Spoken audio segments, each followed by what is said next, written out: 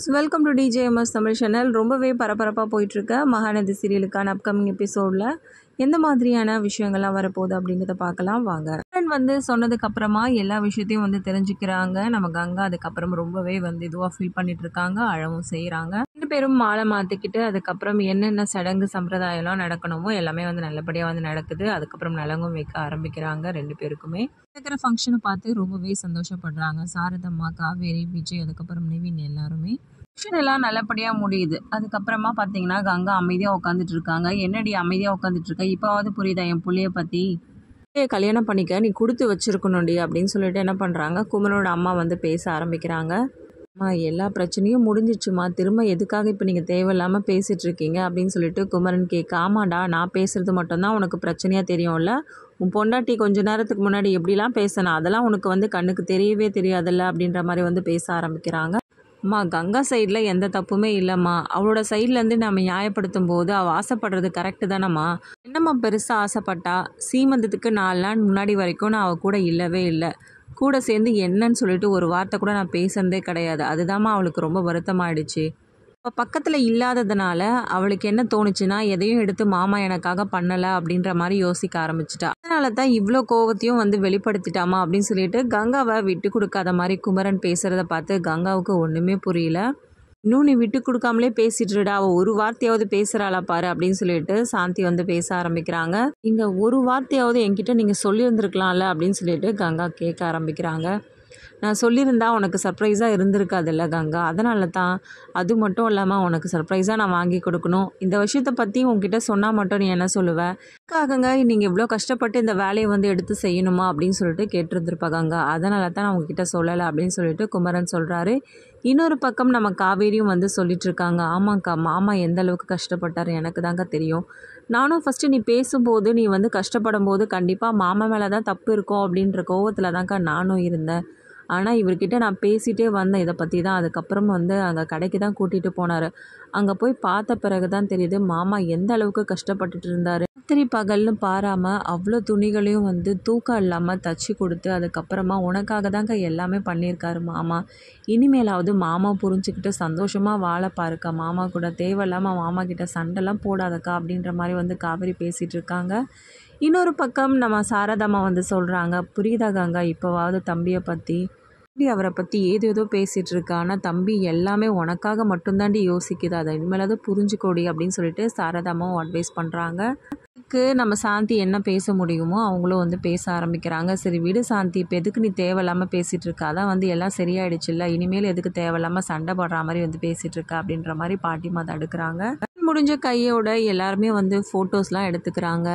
அதுக்கப்புறமா நிவின் பட்டம் பார்த்திங்கன்னா முறுக்கிட்டு நிற்கிற மாதிரி நிற்கிறாங்க. இந்த பக்கம் யமுனாவுக்கு பார்த்திங்கன்னா பயங்கர ஆத்திரமாக இருக்குது. எப்படி எல்லாருமே அவங்கவுங்க ஒய்ஃப்காக யோசிக்கிறாங்க. ஒரு பக்கம் விஜய் மாமா காவேரிக்காகவும், இன்னொரு பக்கம் குமரன் மாமா கங்காக்காக யோசித்து எவ்வளோ பெரிய விஷயம்லாம் வந்து பண்ணியிருக்காரு. ஆனால் இவர் மட்டும் ஏன் இப்படியே இருக்காரு அப்படின்ற மாதிரி ரொம்பவே வருத்தத்தோடு நிற்கிறாங்க. ஃபங்க்ஷனில் நடந்த விஷயத்தை பற்றி விஜய் காவேரி 2 பேருமே பேசிகிட்டு இருக்காங்க மனசு விட்டு. அப்போ விஜய் சொல்கிறாரு, பாவம் இல்லை குமரன், எந்த அளவுக்கு எஃபர்ட் எடுத்து உங்கள் அக்காவுக்காக இந்த மாதிரியான ஒரு விஷயத்த வந்து பண்ணியிருப்பாரு. ஆமாங்க, உண்மையிலுமே வந்து மாமா ரொம்ப கிரேட் தாங்க. அவர் எவ்வளோ கஷ்டப்பட்டு கங்காக்காக யோசித்து எவ்வளோ பெரிய வேலையை பண்ணியிருக்காரு. ஆனால் இனிமேலாவது அக்கா வந்து மாமா மேலே கோவப்படாமல் இருந்து எப்படியாவது மாமாவை புரிஞ்சுக்கிட்டு சந்தோஷமாக வாழ ஆரம்பிக்கணுங்க அப்படின்னு சொல்லிட்டு வந்து பேசிகிட்டு இருக்காங்க.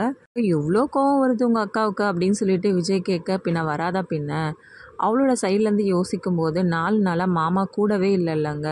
அது மட்டும் இல்லாமல் இந்த விஷயத்தை பற்றி எதுவும் வந்து டிஸ்கஸ் பண்ணிக்கவும் இல்லை 2 பேருமே. இப்படி இருக்கும்போது அதனால் வந்து அக்காவுக்கு கோவம் வரதானே செய்யும். எனவே சொன்ன மாதிரி அக்காவோட கல்யாணமாக இருக்கட்டும், மற்ற விஷயங்களாக இருக்கட்டும், எதுவுமே கிராண்டாக நடந்ததே இல்லை. அதனால் அக்கா மாமா கிட்டேருந்து ரொம்பவே எதிர்பார்த்துட்டு இருந்தாங்க. கடைசியாக மாமாவும் கடைசி நேரத்தில் கூட அக்காவோட சேர்ந்து எந்த ஒரு விஷயத்தையும் வந்து இதை பற்றி பேசவும் இல்லை, டிஸ்கஸ் பண்ணவும் இல்லை. அதுதான் அக்காவோட கோவமே. மற்றபடி மாமா மேலே அவளுக்கு அன்போ இல்லை பாசமோ காதலோ இல்லாமலாம் இல்லைங்க அப்படின்னு சொல்லிட்டு காவேரி வந்து சொல்லிட்டு இருக்காங்க. அதெல்லாம் எனக்கு புரியுது, நான் அதை பற்றி சொல்லலை, இருந்தாலும் வந்து குமரன் கொஞ்சம் பாவம் தான் அப்படின்ற மாதிரி வந்து கிண்டலாக பேச, ஆமாம் மாமா பாவம் தாங்க, சரி காவேரி, நீ வந்து அந்த சிச்சுவேஷன்ல இருந்தா நீ என்ன பண்ணியிருந்திருப்ப அப்படின்னு சொல்லிட்டு விஜய் கேட்க, வந்து கங்காக்கா மாதிரி சண்டைலாம் போட்டே இருந்திருக்க மாட்டாங்க. அப்போ என்ன பண்ணியிருந்திருப்ப? ஏன்னா எனக்கு வந்து உங்களை பற்றி நல்லாவே தெரியும், உங்களை வந்து முழுசாக நான் புரிஞ்சு வச்சுருக்கேன், அதனால எல்லாத்தையும் நான் புரிஞ்சு தான் நடந்திருப்பேன் அப்படின்னு சொல்லிட்டு காவேரி வந்து சொல்லிட்டு இருக்காங்க. இதை கேட்ட விஜயும் பார்த்தீங்கன்னா பயங்கரமாக வந்து சந்தோஷப்படுறாங்க. நடந்துக்கிட்டது எல்லாமே தப்பு தான் அப்படின்னு சொல்லிட்டு உணர்ந்த கங்கா என்ன பண்ணுறாங்க, குமரன் கிட்ட மன்னிப்பும் கேட்குறாங்க.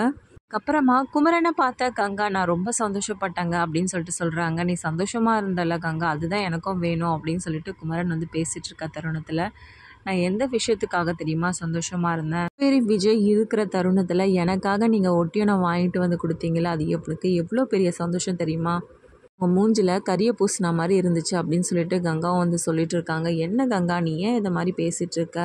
ஆமாங்க, எனக்கு அது எவ்வளோ பெரிய விஷயம் தெரியுமா, சாதாரண ஒரு செயின் தான் வாங்கி கொடுத்தாங்க, அதுக்கு என்ன பில்டப் பண்ணி பேசிகிட்டு இருந்தா, நீங்கள் எனக்கு ஒட்டியானமே வாங்கி கொடுத்துருக்கீங்க, இதெல்லாம் வந்து அவங்களுக்கு பார்க்கும்போது நல்லா வயிறு எரியும்ல அப்படின்ற மாதிரி வந்து கங்கா வந்து சொல்லிட்டு இருக்காங்க. கங்கா இப்படி தப்பு தப்பாகவே யோசிக்கிற, விஜய் காவேரி 2 பேருமே ரொம்ப நல்லவங்க, அவங்க நம்ம 2 பேருமே சந்தோஷமாக இருக்கணும் அப்படின்னு தான் நினைக்கிற ஆள், மாதிரியான விஷயத்துக்கெல்லாம் வந்து அவங்க சண்டை போடுறதோ இல்லை பொறாமப்படுற ஆளோ கிடையாது கங்கா, நீ புரிஞ்சுக்கோ அப்படின்னு சொல்லிட்டு நம்ம குமரன் வந்து சொல்லிட்டு இருக்காங்க கங்காவை பார்த்து. வாங்க, உங்களுக்கு ஒன்றுமே தெரியாது, அப்படியே நான் ஏதாவது சொன்னாலும் நீங்கள் தேவையில்லாமல் என்ன தான் வந்து குறை சொல்லிகிட்டே இருப்பீங்க அப்படின்ற மாதிரி திரும்பவும் வந்து வேதாள முருங்கை மரம் ஏறது போல் கங்கா வந்து பண்ணிகிட்ருக்காங்க.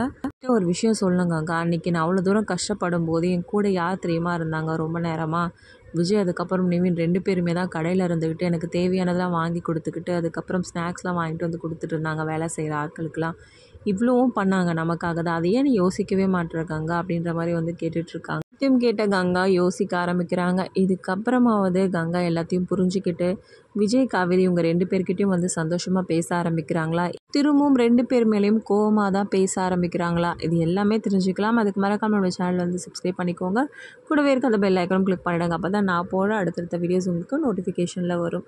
ஓகே வியூஸ், தேங்க்ஸ் ஃபார் வாட்சிங் திஸ் வீடியோ.